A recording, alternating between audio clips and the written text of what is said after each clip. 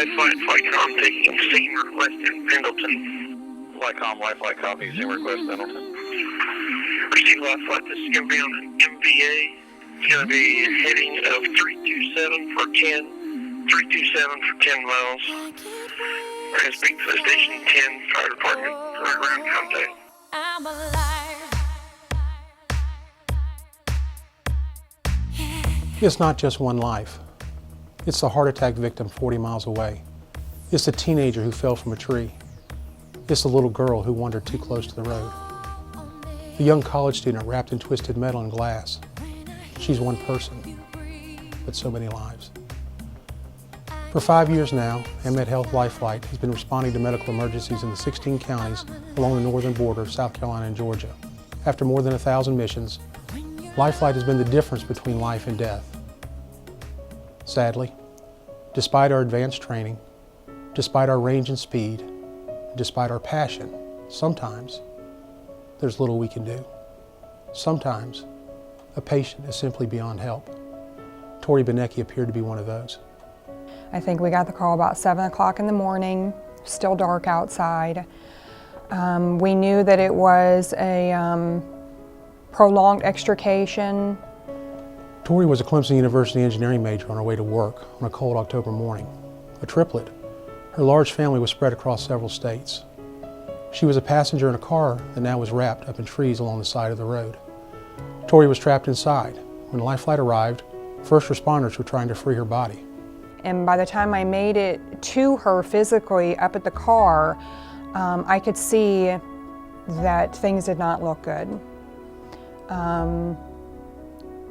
Tori was gray. She appeared to be lifeless. Just sitting in the car, the extent of the injuries that I could see at that point were already very extensive.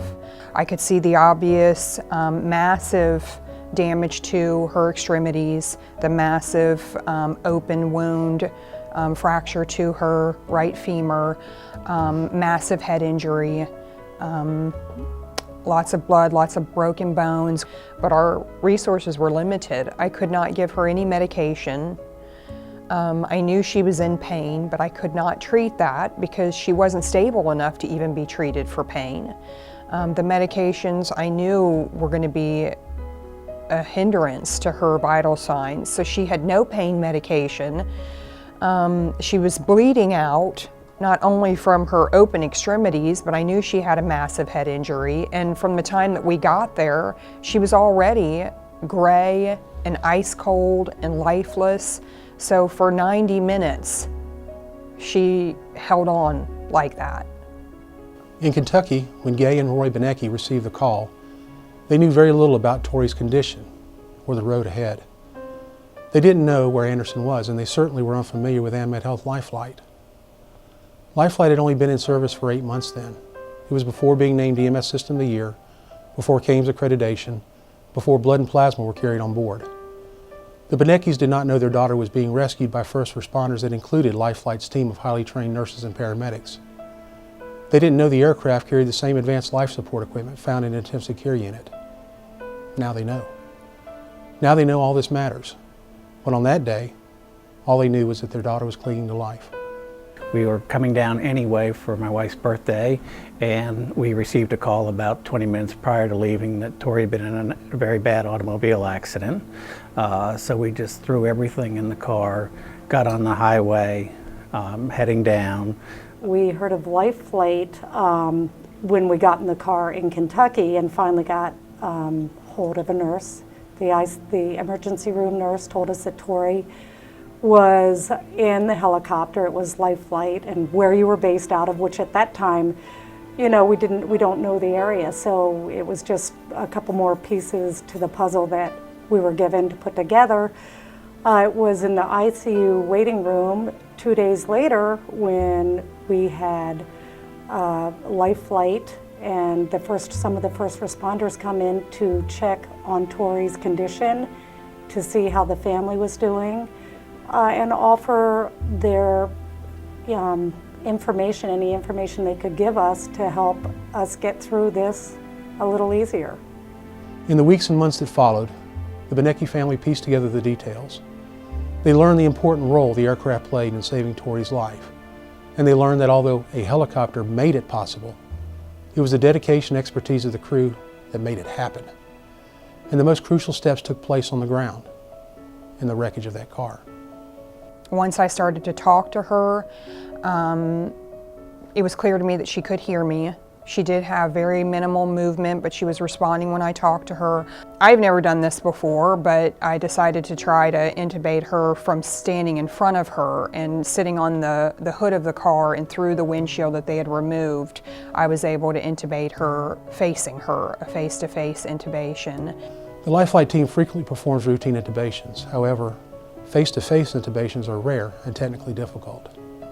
So she accepted the tube, and we ventilated her through the ET tube for probably 60 minutes on scene while she was still trapped in the car. And I really could feel holding Tori's hand, talking to her, that no matter how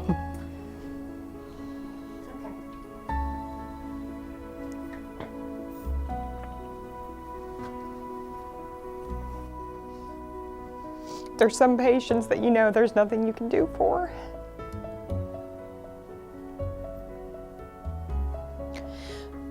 But as bad as Tori looked, there was just something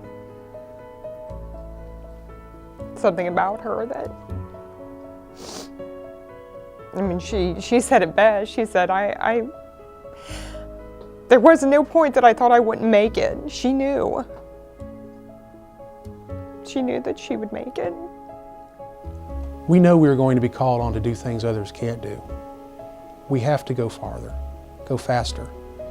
And when we get there, we have to arrive with a superbly trained crew. Everyone involved in emergency medicine and rescue is cut from a different cloth. We're dedicated to helping others under difficult conditions, under emotionally taxing circumstances. The LifeFlight crew is all that, and we do it in the air, in turbulence, in cramped quarters, with the most highly trained response team in the area. To save one life is to touch so many others. At LifeFlight, we're ready to make a difference. I feel I'm proof that looks can be deceiving. From what she saw to going 5 years out this coming October 21st. From where I was, I think I've made a pretty good recovery so far, and hopefully we'll continue recovering.